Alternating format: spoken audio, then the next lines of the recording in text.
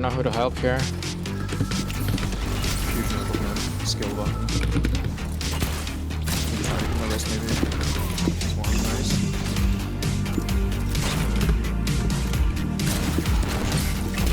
So. Team Sens like so hard. Both of them weak. This guy was one. Probably weak.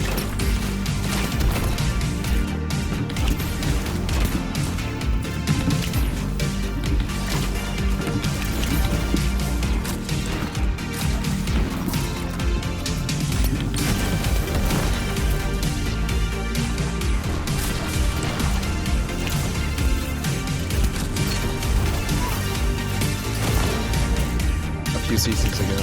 Yeah, that's how I started doing it, and I like I got awakened, and I was like, wait, I can got awakened. I can just keep doing that. Like no one said I have to stop just because I have one. That's true. That's true. Where's pro going?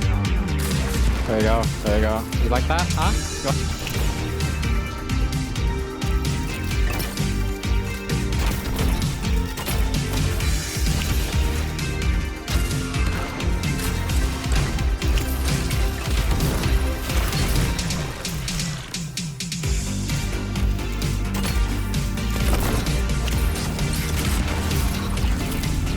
We got period.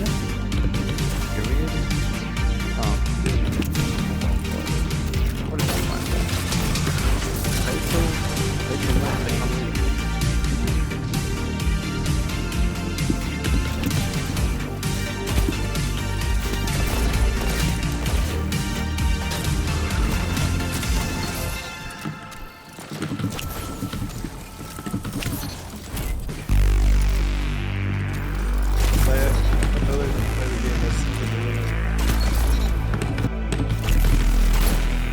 Shot.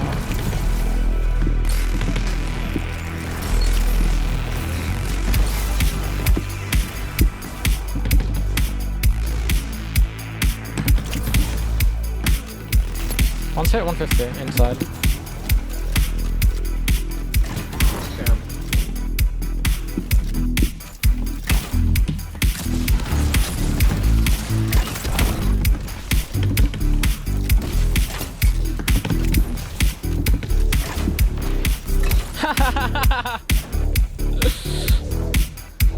Oh, I'm dead.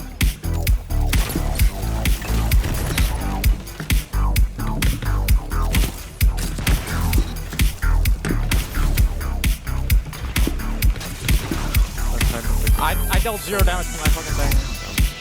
Was that your sniper? Oh. I hit him. Who the fuck is that? Dead.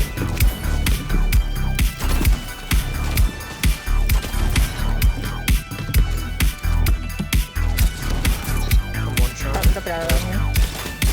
No. You want I heal you, Nico. Okay. Fusion replicate. Why are you just waiting? Okay. Yeah. I don't know why. Just don't aim in with vision. Okay. This is the best bow loadout for Titan in the game. Swapping from Wishender to SMG. That's it. What am I doing here? Quick swapping. Yeah, quick swapping, essentially. But you use Wishender with an SMG on PKs, so you know, it's not just quick swapping. I got the Back, sorry. Yeah, we're also waiting for Zane. That is actually not wise. He's juiced. Oh my god, this guy is insane.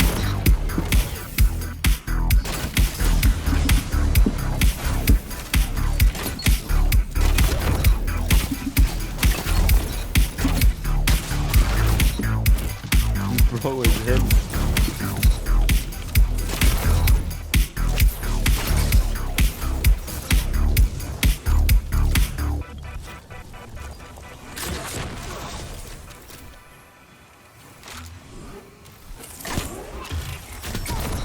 So, attempt number 15 of trying to make the loadout section of the video without making it too long. But anyways, let's start with the subclass.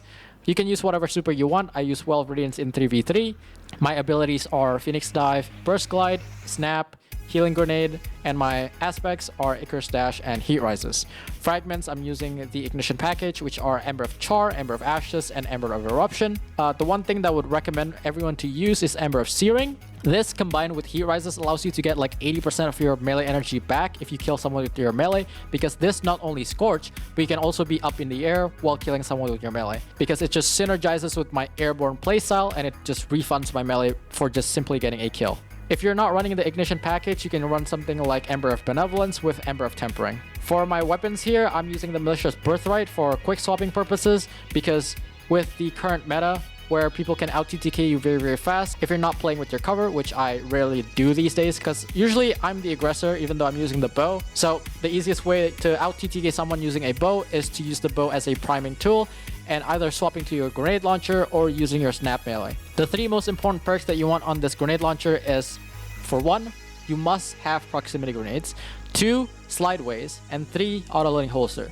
These 2 perks, slideways and auto-loading holster, are probably perks that doesn't belong on a grenade launcher, especially in PvP, but you know, they just added this perk just casually, so this is just like a power crap version of any other grenade launcher in the game. And I do have 100 blast radius, so I can deal the maximum amount of damage using proximity grenades. Now, if you're not running grenade launchers, you can run something like Heritage, because they are reverting the airborne effectiveness penalty that you get from using slugs and sniper rifles. So if they do feel good in the air, I'm going to swap to Heritage yet again. On the bow, I'm using a solar bow for a very specific reason, which I'm going to explain later on. But I do have Archer Sample with a 576 draw time, which you can only get for having Elastic String and draw time Masterwork. And on top of that, I always use Compact Arrow Shaft for the added handling and reload speed. Archer Sample is my personal favorite. The other perk can be whatever you want. However, Incandescent is not as bad as you think, because it does apply Scorch, which means that the enemy can't regenerate their health. And not to mention, if you pair the Incandescent from Strident Whistle with Ember of Ashes, it'll apply a total of 40 Scorch, which means you can either apply Ignition with your melee, or you can wait the full duration of the Scorch, allowing you to one-shot headshot Guardians at a certain resilience. Otherwise, you want Successful Warm-Up, because that perk is just generally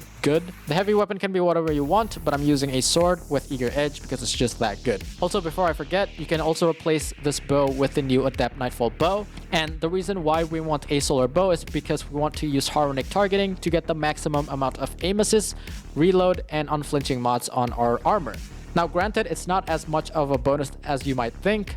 So for example, here I get 5 aim assists from 1 targeting, 8 aim assists from 2 targeting, and then a total of 10 aim assists with 3 targeting. So the gap between 2 and 3 is really low at +2 aim assists. However, there's really nothing else that you want to put here other than maybe Harmonic Siphon if you are playing with Ember of Tempering. The aiming downsides and the target acquisition does not stack over multiple targeting mods. For my arms, I'm using Ophidian Aspects for the 35 reload and handling. For my chest armor, I have triple unflinching. 1 unflinching will grant you 25% flinch resistance, with 2 you get 35, and with 3 you get 40. So the gap between 2 and 3 here, again, is not that high, but again, there's nothing else that you want here anyways. For the leg armor, I have Absolution, Better Already, and Orbs of Restoration. Last but not least, we have the class item with Outreach, Distribution, and Utility Kickstart. And before I forget, here are the stats. These are the perfect stats, which is 8, 3, 10, 10, 3, 7. Mobility for strafe speed. I have low resilience because I don't rely on my hit points to survive certain thresholds of time to kill. However, I do rely on my movement using Snap Cancel and Icarus Dash so that my movement can be so jarring to the point that it's harder for the opponent to hit their optimal TTK. You can spec more into Intellect instead of Discipline if you really want to, but I don't value Intellect all that much. However, just run 30 Intellect because it's just the most benefit that you can get out of Intellect. But anyways, that's about it. Thank you guys for watching, and I will see you guys next time. Peace.